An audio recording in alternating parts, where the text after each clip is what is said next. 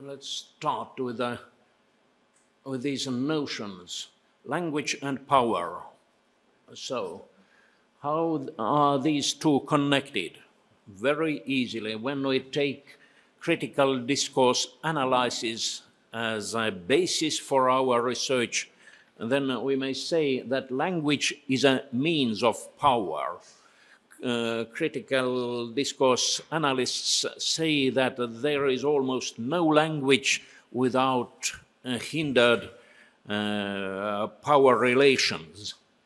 And what is power? Of course, there are very many definitions of power. The classical notion is that it's some sort of a good. We can't count it, it's like water or sugar. Yeah. So we can pour it from one dish to another in some sense when we speak. So one gets empowered and the other gets dispowered. So the second definition was provided by Foucault. And Foucault says that it's a relation, it's a multi-level relation. So one can be empowered by this, that one becomes expert in some field. So he has more power. And of course, we have this famous chairman Mao, who says that power comes out of the barrel of a gun. If we have military power, then it means real power, so we can change something. Of course, there are very many forms of power. So we may speak about influence, for example, through promotions, through advertising. It's such a soft power. So, and of course, on the other end of this taxonomy, we do have violence. And between these two poles, we do have various forms of authority. And methods, how to use power. Of course, sticks and carrots, these are the two main methods that are used.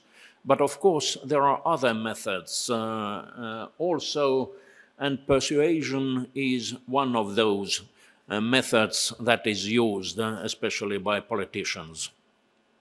So, and domains, where do we use power? So we have military power and economic power, power in politics and in administration. We do have cultural power. For example, leading writers and musicians and ballet dancers even, they also do have power. Their opinion counts. So if they say something, they become opinion leaders. And so it also means power. And one more thing about power, power is convertible. So from military power, we can get political power, for example, through coup d'etat and so forth. So what's language policy then? What has language policy to do with these two notions? First of all, language policy is language practices, ideology, management, and so forth. And language policy consists of those two, language and power. This is language policy. By the way, language policy goals are usually outside language. So, like social changes, competitiveness, security issues, and so forth. So we try to change language, we try to change the society through making some modifications in language policy. And on the other hand, if we change society, it means also changes in language. So there are three components: language, power, and population. So power is not everything in our policy. We have to sometimes to withstand to power, just reject this power pressure. And for this, we may use counterpower or counter-hegemony, as Gramsci has written in his works. But mostly nowadays we speak about security. We are secure from power pressures. So how are we attacked in our language policy field? First of all sorts of territorial conflicts through these. For example, regional differences in language which come forward as conflicts, disintegration, regionalism, fragmentation, and so on. Then there within our society, just next apartment, there might be someone who adheres to different language views. And this might be threat of a social outsider group. So this is why we do have revolutions and such ad hoc conflicts in society. And the third one doesn't need anybody to be even near. It's about virtual language conflict. It means status decrease and loss of functional domains. We just now sense it through the impact of the English language. So there are English language speakers might be quite far away, but nevertheless we tend to speak English. We tend to admire everything that is connected with English language and so forth. So it's about security and how we plan. We do need some sort of dimensional grid. So it's based on principle of conformity. Language use must be provided through language as an instrument of communication, meaning that we can use the language whenever we want. The language must be on some sort of level. It must be normatized. It means language corpus and also language technology like tilde. Yeah, and it must be regulated through law. So we can go to court with our language conflict, and it must be sustained through intergenerational language transmission, meaning schools must provide instruction in our language. It means that there are 4 dimensions: status planning, corpus planning, technological planning, and acquisition planning, or language in education planning. So sustainable development is guaranteed through functioning in different language planning dimensions. So just some words about sociolinguistic history pre-occupation. So it's very similar to Latvian one. So we did have this mass language, Estonian, making up 95% of the population, and then elite languages, mostly Low German, but a little bit of Swedish, Polish, Danish, Latin. And after the Northern War, Russian emerged also. But up till the end of the 19th century, it was quite minute. So at the beginning of the 20th century, we had a policy of 3 local languages: Estonian, Russian, German. And during the Republic of Estonia, we did have this Estonian as the main language, the mainstream language, I would say, and 4 language minorities: Germans, Russians, Jews, Swedes, plus Latvians also. It's Latvian schools were on the southern border near Valga. And also some Ingrian Finns and Ingeroised. These means Orthodox Ingrians. What's interesting, Ingrians didn't want to have their schools in their own language. They wanted either Estonian schools, and if they were Orthodox, they wanted Russian schools, but not Ingrian or Finnish schools. By the way, Russians made up 5% in Tallinn population, and in Narva, where nowadays it's 98% of Russian speakers, there were just 28%. So, and here we see how the bulk of Estonians just dropped numerically, making up some 60+% in 1989 census.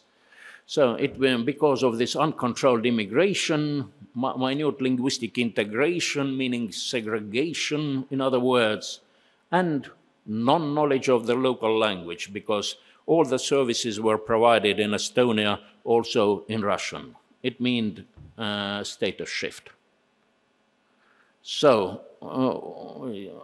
just some mentions about the administration and the constitution of or the structure of the Soviet Union, 15 republics, 100 ethno-linguistic communities, and at the beginning there were quite many of those minorities whose language counted more than 1 million speakers. By the way, nowadays there are just 2, I would say, left in Russia who still count more than 1 million speakers. Soviet political system, also 15 republics, 20 autonomous republics, 18 autonomous areas and districts, and so on. So what is important about this political system, that there was a unified political system, unified ideology, a unified thinking.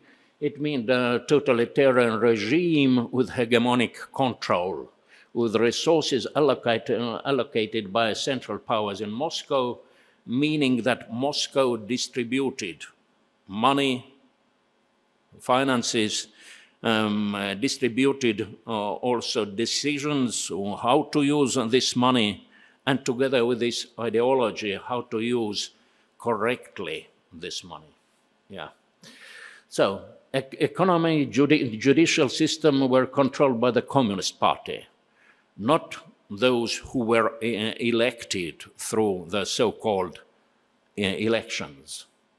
And non-judicial population control methods were widely used: army, police, KGB. These operated in Russian under direct control from Moscow. Russification. Russification is a form of linguistic imperialism, referring to both official and covert ethnic and language policies, which were implemented by the Russian authorities during the Tsarist Empire and during the Soviet Union time, and continue to be implemented by the contemporary Russian Federation. Here, by the way, we do have 2 different notions. One applied for domestic, the other for international purposes. The domestic application denotes forcible imposition of the Russian language and culture at the expense of the native language. Moscow encouraged immigration to non-Russian areas, meaning Latvia, Lithuania, Estonia, for example, Ukraine, with the creation of Russian language medium environment and subtractive language shift from non-Russian to Russian.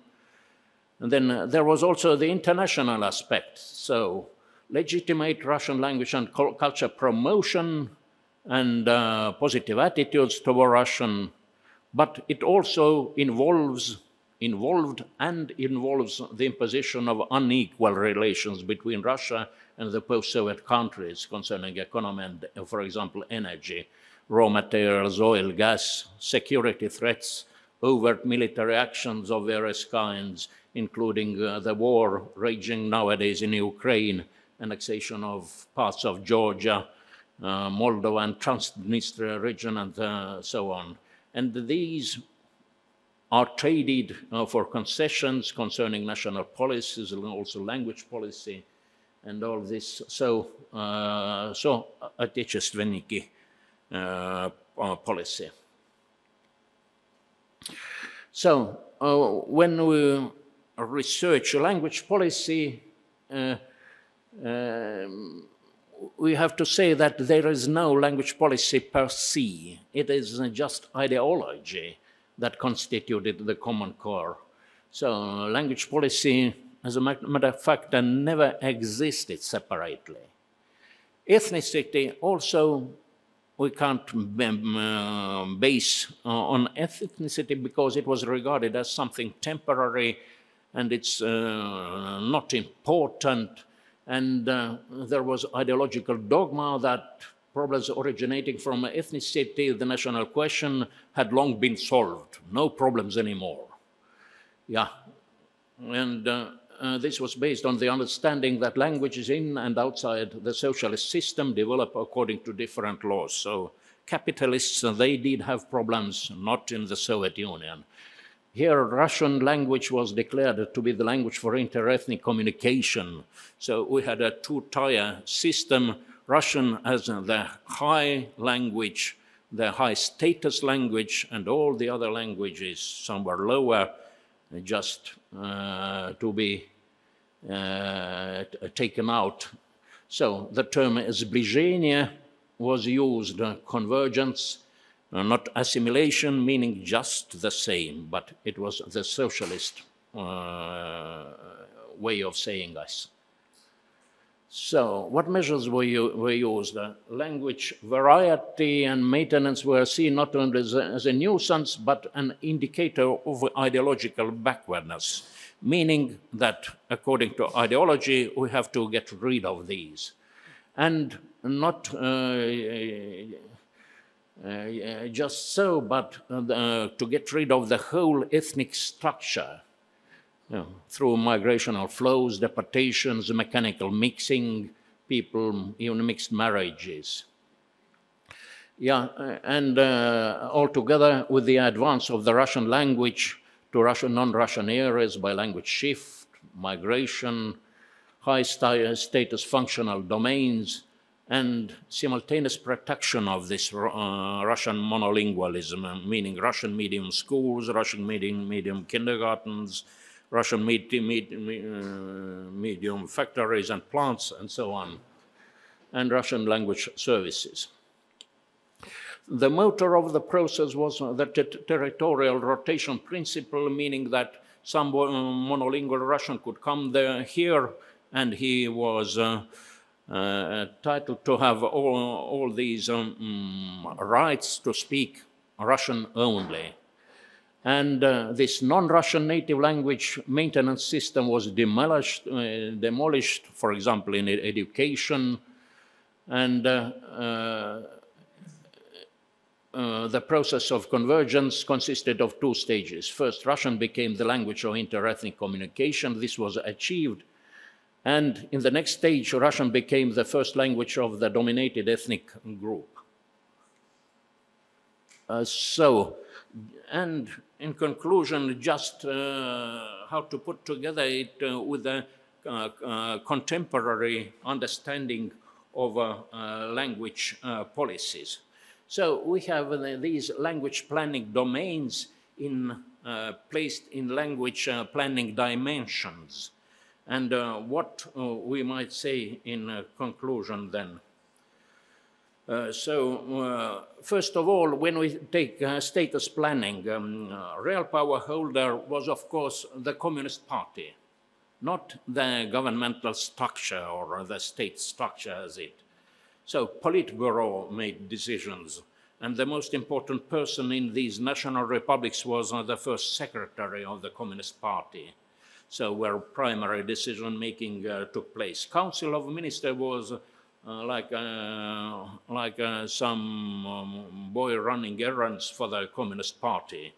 So, for example, this already mentioned 1978 decision by Council of Ministers on the further measures to improve Russian language teaching, it was preceded by a conference, ideological conference organized by the Communist Party in Tashkent.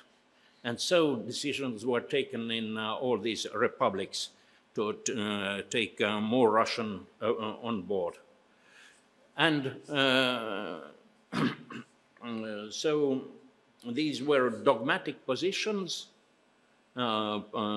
placed already, and one could not change these anymore.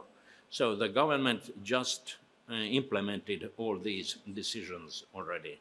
No discussion, no argumentation. Yeah.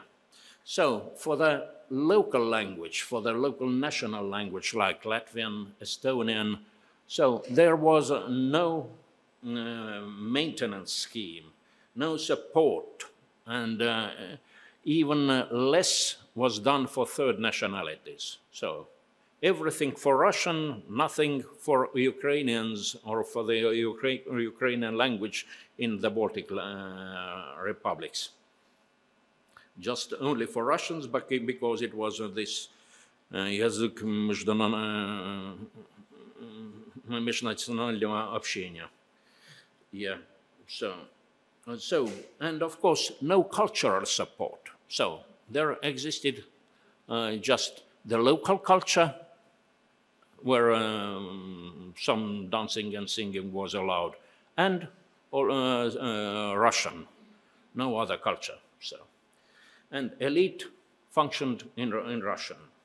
When we come to corpus planning, then of course there were more freedom in this corpus planning area, but here also